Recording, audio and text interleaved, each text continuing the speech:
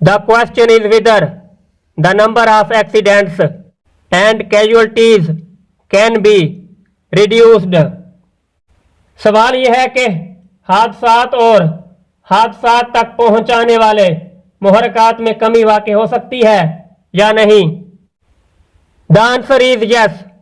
If we recognize road safety as a social issue and play our role and discharge our responsibilities, we can overcome this problem. जवाब है जी हाँ.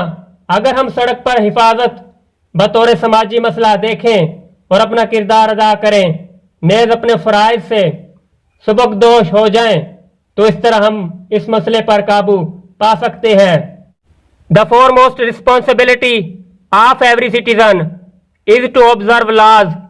Violations of a traffic law is an offense.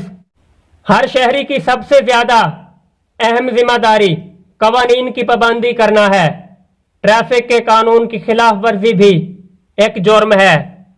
None of us would ever like to be called an offender and get penalized.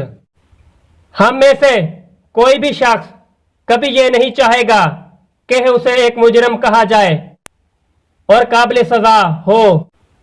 By observing traffic laws, we can avoid road accidents, save precious lives and improve our country's image.